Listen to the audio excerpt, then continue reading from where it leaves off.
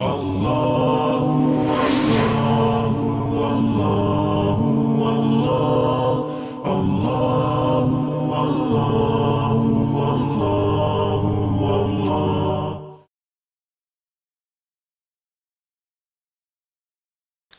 sholat di atas bumi, di bawah kolong langit, maka sholat kita tidak sah. Apa makna dari kalimat tersebut? Mohon pencerahannya Ustaz. Sholatnya di atas bumi, di bawah kolong langit, maka tidak sah. Maka semua orang yang sholat di dunia ini sekarang tak ada yang sah. Karena sholatnya di atas bumi, di bawah kolong langit. Kalau dipahami secara tekstual. Tapi sebenarnya ini adalah kata-kata kiasan. Kalau orang yang sholat itu masih memikirkan segala peristiwa yang terjadi di muka bumi, di bawah kolong langit ini, maka sholatnya tidak sah. Tidak diterima Allah Subhanahu wa taala. Itu dia katakan Allah, fawailul lil musallin. Celakalah orang yang sholat. Siapa itu? Alladzina hum an sholatihim. Alladzina hum, orang-orang yang mereka itu dalam sholat mereka sahun, lupa, lalai, memikirkan yang ada di atas tanah, yang ada di bawah kolong langit. Ini sebenarnya kata-kata kiasan. Maknanya khusyuklah dalam sholat, menjaga kekhusyuan. Wallahu a'lam. Ustadz, apakah berdosa ketika memberikan seorang anak kepada orang lain untuk diadopsi karena orang tua asli tidak mampu secara ekonomi, sedangkan bayi itu butuh gizi dan asupan yang cukup? Orang ingin punya anak sampai bayi tabung ratusan juta, ini sudah punya anak diberikan kepada orang lain, maka anak mesti kita didik, kita besarkan. Idza matal insan, kalau manusia mati, hadis riwayat Muslim, inqata'a, putus amalnya kecuali 3. Salah satu yang tetap mengalir, waladun salihun, anak yang soleh, anak dijaga. Tapi karena ekonomi susah, maka kemudian anak ini diadopsi orang lain. Apakah boleh adopsi? Boleh, dengan cukup 3 syarat. Yang pertama, jangan sampai pakai binti bapak angkatnya. Ud'uhum li'abaihim, panggillah mereka dengan nasab bapaknya. Yang kedua, jangan sampai berdua-duaan si anak angkat adopsi ini dengan bapak angkatnya kalau anak angkat perempuan, dengan ibu angkatnya kalau anak angkat itu laki-laki. La yakhluwanna rajulun ma'amra'atin illa ma'adhi mahramin, tidak boleh berdua-duaan tanpa mahram karena mereka tidak mahram. Ini mesti dijaga. Yang ketiga, jangan sampai harta warisan diberikan semuanya kepada anak adopsi tadi. Karena tidak ada anak, semua harta saya berikan. Tidak boleh. Wasiat dalam Islam tidak boleh lebih dari 1/3 harta. Sayang kepada anak adopsi tadi, beri dia hibah. Beri dia wasiat tak lebih dari 1/3 total harta. Wa ta'awanu 'alal birri wat taqwa. Tolong menolonglah dalam kebaikan dan ketakwaan. Wa la ta'awanu 'alal itsmi wal 'udwan. Jangan saling tolong menolong dalam perbuatan dosa dan permusuhan. Wallahu a'lam. Assalamualaikum Ustaz. Waalaikumsalam warahmatullahi wabarakatuh. Bagaimana cara menyikapi mertua? Menyikapi mertua yang tak adil. Apa yang harus dilakukan? Karena apa saja yang saya lakukan selalu salah. Mertua saya ini kalau apapun yang saya buat selalu salah. Wa amruhum syura bainahum. Orang beriman itu dia tidak bicara macam-macam, dia duduk bermusyawarah. Kenapa saya selalu salah, Pak? Apa salah saya? Maka Bapak menjelaskan. Jangan hanya terkena mendengarkan isu. In ja'akum fasiqun binaba'in, kalau datang orang membawa berita, fatabayyanu, klarifikasi. Wallahu a'lam. Ustaz, kemarin malam saya baru dimarahi seorang wanita, dipermalukan di depan jamaah wanita lainnya karena anak saya menangis di musola umum di mall. Anak saya yang ketiga usia 1-2 tahun, perempuan yang ikut sholat. Suami saya pun ikut sholat, mengejar waktu maghrib. Tapi saya hanya diam 1000 bahasa dalam hati kecil saya, mungkinkah Allah menegur saya, tapi hati saya sakit. Ini kondisinya tidak normal, di mall. Tidak mungkin meninggalkan anak di luar dan lain sebagainya. Oleh sebab itu dalam keadaan darurat ini membawa anak sholat, maka suatu kelebihan yang luar biasa. Di zaman canggih, di kota besar, metropolitan, masih ada orang yang memperdulikan sholat di mall. Kita doakan orang-orang yang masih memperdulikan sholat ini semoga istiqomah insyaallah. Amin ya rabbal alamin. Maka ketika di masjid itu masih ada suara anak menangis, masih ada anak-anak yang lompat-lompat, bersyukurlah. Berarti 20 tahun di masa akan datang, anak yang menangis di mall ini akan membawa anaknya pula untuk sholat ke masjid. Kedua, kalau engkau menegur orang berdua, maka saat itu engkau sedang menasihati dia. Tapi ketika engkau menegur dia di depan orang ramai, maka sesungguhnya engkau sedang mempermalukan dia. Yang ketiga, ini ujian istiqamah dalam beribadah. Wallahu a'lam bishawab. Assalamualaikum Pak Ustaz. Waalaikumsalam warahmatullahi wabarakatuh. Saya mau minta pendapat Pak Ustadz. Saya punya suami tapi kurang cocok sama orang tua saya. Apa yang harus saya lakukan? Innama huwa jannatuki wa naruki. Suamimu itu adalah surgamu dan dia juga bisa menjadi nerakamu. Wahai para perempuan, suamimu bisa menjadi surgamu, suamimu bisa menjadi nerakamu. Lau kuntu amiran ahadan.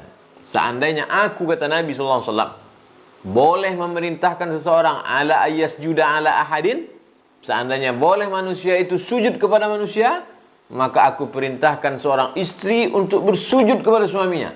Begitulah. Ayyuma imra'atin matat, kalau ada perempuan yang mati meninggal dunia, wa zawjuha radin, dan suaminya ridha kepadanya, dalam keadaan senang hati, dalam keadaan ridha, maka dia masuk ke dalam surga Allah.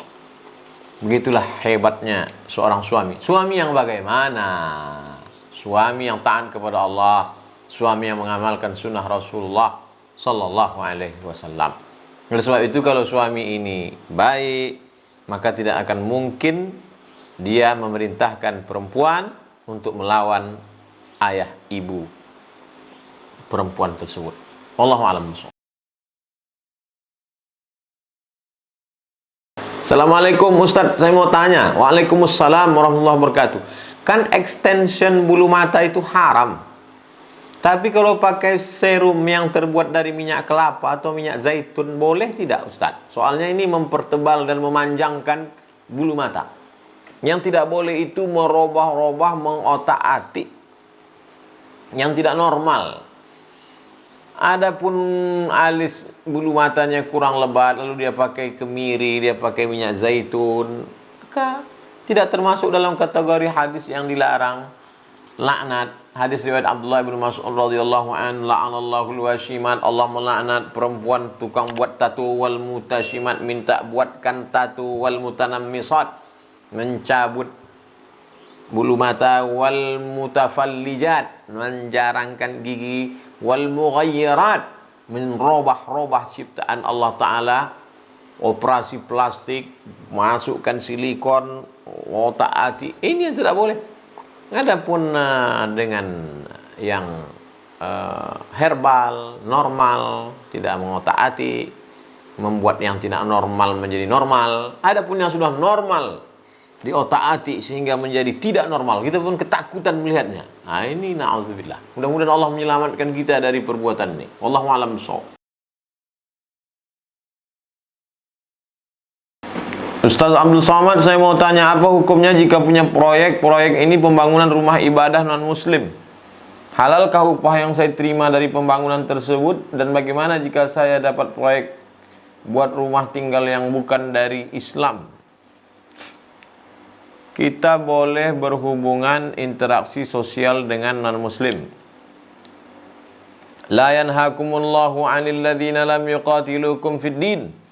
Kalau mereka tidak memerangi kamu dalam masalah agama, walam yukhrijukum min diyarikum, tidak mengusir kamu dari kampung halaman kamu, antabarruhum, kamu boleh berbuat baik, wa tuqsitu ilaihim, bersikap adil kepada mereka.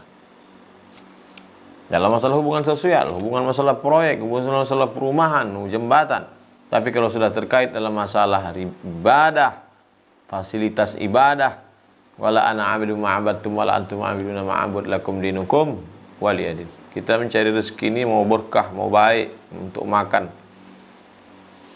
untuk menjadi darah daging. Jangan sampai kita mengambil makanan haram. Berikan pada saudara-saudara kita untuk urusan ibadah mereka. Wallahu a'lam bishawab. Assalamualaikum. Waalaikumsalam warahmatullahi wabarakatuh. Pak Ustadz mau tanya, mengkonsumsi daun ganja dijadikan sayur mayur, apa hukumnya? Kullu muskirin khamrun. Setiap yang memabukkan, apapun namanya yang memabukkan, maka dia khamar. Wa kullu muskirin haram. Maka setiap yang memabukkan itu hukumnya haram. Ganja, sabu-sabu, putau, rohipnol, kecubung, kullu muskirin haram. Setiap yang memabukkan maka dia haram. Bagaimana kalau sedikit saja? Ma askara kathiruhu faqaliluhu haram. Kalau banyaknya mabuk, maka sedikitnya pun tetap haram. Wallahu a'lam. Assalamualaikum Pak Ustadz. Waalaikumsalam warahmatullahi wabarakatuh. Bagaimana cara kita menyikapi saudara kita apabila beliau pernah menolong saya di saat susah, sedangkan setelah itu beliau selalu mengungkit-ungkit kebaikannya? Dan beliau tidak suka dengan ibuku. Dia selalu kasar dan bahkan pernah main tangan, padahal ibuku adalah kakak. Pertama, Al-Quran. Ya ayyuhalladzina amanu, hai orang beriman, la tubtilu shadaqatikum bil manni wal adha. Jangan kamu batalkan perbuatan-perbuatanmu yang baik-baik dulu dengan bil manni, mengungkit-ungkit, mengungkap-ungkap pemberian. Wal adha, menyakiti hati orang lain. Qaulun ma'rufun, ucapan yang baik, kata-kata yang lembut. Wa maghfiratun, pemberian maaf. Khairun, lebih baik. Min sadaqatin, daripada sedekah, yatsba'uha adha, tapi menyakiti hati orang lain. Sedangkan dalam hadis Nabi, salasatun, ada 3 golongan. La yukallimuhumullah yawmal qiyamah, mereka tidak akan diajak bicara oleh Allah Ta'ala pada hari kiamat. Wa yanzuru ilaihim, tidak dipandang oleh Allah, tidak diajak bicara oleh Allah. Wala yutahhiruhum, tidak disucikan Allah. Walahum azabun alim, mereka diazab dengan azab yang menyakitkan. Satu di antara yang 3 itu adalah mannan, orang yang mengungkit-ungkit, mengungkap-ungkap pemberian. Berikan saja video ini ke dia, biar dia dengar. Wallahu a'lam bishawab. Assalamualaikum Pak Ustadz Abdul Somad. Waalaikumsalam warahmatullahi wabarakatuh. Apakah menabung emas di pegadaian itu riba? Sedangkan emas dan perak adalah nilainya tetap stabil setiap tahun dari tetapkannya dirham, emas sebagai mata uang dibandingkan uang sekarang. Tidak ada uang kertas zaman Nabi SAW. Dinar mata uang emas, dirham mata uang perak. Oleh sebab itu maka menabung, kita sehari-hari menggunakan uang kertas, tapi kalau mau menabung jangka panjang itu kita pakai emas. Belikan ke emas, belikan ke emas, karena nanti masanya anak mau sekolah atau ada yang sakit. Uang yang kita simpan 10 juta tahun 2009 dengan 2019 itu nilainya turun, jatuh, inflasi dan segala macam. Oleh sebab itu maka menyimpan dengan emas baik. Tapi masalah gadai, ini ceritanya lain lagi. Kullu qardin jarra naf'an fahuwa riba. Setiap pinjaman kalau mengambil manfaat maka dia terhitung dengan riba. Jadi ada 2 masalah. Masalah menabung emas bagus. Masalah menggadaikan, gadai-menggadai bagus, tapi ketika mengambil manfaat dari gadai itu maka riba. La ta'kulu riba adhafan mudha'afah. Janganlah kamu memakan riba yang berlipat-lipat. Alladzina ya'kuluna riba la yaqumuna illa kama yaqumu alladzi yatakhabbathu asyaitanu minal mas. Orang yang makan riba maka dia nanti bangkit dari kubur seperti orang yang kerasukan setan. Nauzubillah. Bersihkan makan hidup kita daripada riba. Wallahu a'lam. Pak Ustadz Abdul Somad, saya ingin tanya, bagaimana kalau anak yang belum tahu bahwa dia bukan anak biologis dari ayahnya? Dia bukan anak biologis dari ayahnya, karena ibunya tidak kasih tahu dia bahwa anaknya itu dikandung saat luar nikah dulu, waktu nikah. Lalu kemudian anak ini menikah dengan laki-laki diwalikan oleh ayahnya. La nikaha illa biwaliyin. Tidak sah nikah kecuali dengan wali. Kalau ada orang menikah tidak dengan wali, fa nikahuha batilun, maka nikahnya batal. Kalau nikah yang batal bagaimana? Diulang. Fa nikahuha batilun, maka nikahnya batal. Lalu kemudian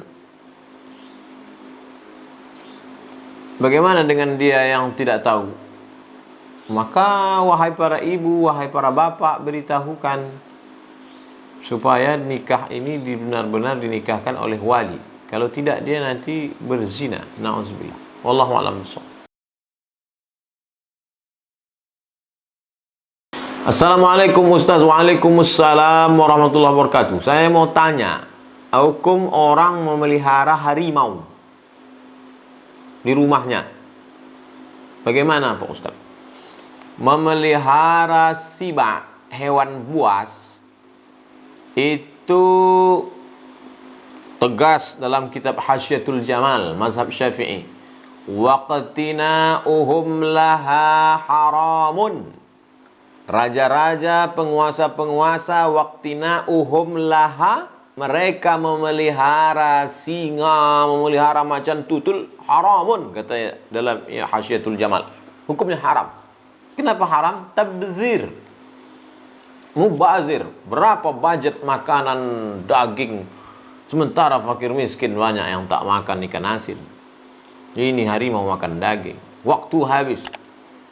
Kemarin malam dapat berita dari Terengganu, seorang kakek meninggal dunia bersimbah darah diterkam oleh beruk. Padahal beruk ini sudah lulus sekolah memanjat pohon kelapa. Nah, jadi kalau dia bisa dididik, hukumnya boleh dididik, diajar. Tapi kalau hanya untuk hobi saja, untuk min husni islamil mar'i tarkuhu ma la ya'nihi. Kalau kamu mau melihat kualitas keislaman seseorang, bagaimana mau melihat kualitas keislaman seseorang? Tarkuhu ma la ya'nihi. Ketika dia bisa meninggalkan sesuatu yang tak ada gunanya, tak ada manfaatnya. Daripada mengkoleksi ini, serahkan ke kebun binatang, koleksi dalam tanda kutip, koleksi anak yatim, fakir miskin, menolong orang susah, lebih bermanfaat. Koleksilah yang bisa menolong di hadapan Allah Subhanahu wa taala. Wallahu a'lam. Setelah lebaran saya ingin melamar seorang gadis. Alhamdulillah, pacar saya. Saya ingin bertobat, ingin menikah karena Allah, saya takut dosa saya makin banyak. Hingga kemudian saya berencana melamar pacar saya yang tentunya sudah disepakati oleh kedua orang tua kami. Tapi malam ini Allah menunjukkan pada saya siapa wanita ini. Dengan mata saya sendiri dia selingkuh dengan laki-laki lain. Entah mengapa saya tidak sakit hati dan tidak marah. Justru saya tetap mengarahkan calon saya. Padahal saya sudah ridha Ustadz jika ia memilih pria ini. Tapi akhirnya dia memilih saya dan meninggalkan pria tersebut. Apakah saya harus percaya karena saya orang pemaaf, bukan orang pendendam? Hati saya cenderung untuk ma khaba man istasyara, ma khaba man istasyar, ma nadima man istasyara, ma khaba man istasyara wa ma nadima man istakhara. Tidak akan sia-sia orang yang meminta pendapat orang lain dan tidak akan rugi menyesal orang yang istikharah. Oleh sebab itu maka ada dua. Kepada Allah Ta'ala istikharah, salat sunat 2 rakaat istikharah. Yang kedua, minta pendapat orang lain. Kumpulkan dulu, fa idza azamta, kalau sudah azam tekad, fatawakkal 'ala Allah, bertawakal kepada Allah. Wallahu a'lam bishawab. Assalamualaikum Pak Ustaz. Waalaikumsalam warahmatullahi wabarakatuh. Baru-baru ini saya ditawarkan kerja di salah satu bank dan bekerja di posisi administrasi. Apakah itu termasuk riba? Saat ini saya ada rasa kekhawatiran dalam mengambil keputusan itu yang membuat bingung. Saat ini saya sangat membutuhkan pekerjaan. Biaya pendidikan saya, finansial orang tua, tapi orang tua maksa saya untuk kerja. La'anallahu akilar riba, Allah melaknat orang yang makan riba. Wa mukilahu, orang yang diberi makan riba. Wa katibahu, pegawai penulis administrasinya. Wa syahidaihi, dan 2 orang yang menjadi saksinya. Kulluhum sawa, mereka ini semuanya. Hai orang tua yang memaksa anakmu, engkau sedang diberi makanan haram. Banyak orang yang takut terkena api, tapi tak banyak orang yang takut memakan, menyuapkan, memasukkan api neraka ke dalam mulutnya. Itulah mengapa selalu pesan orang-orang soleh, pesan para ulama, pesan dalam Al-Quran, ittaqullah, takutlah kepada Allah subhanahu wa ta'ala. Wallahu a'lam. Allah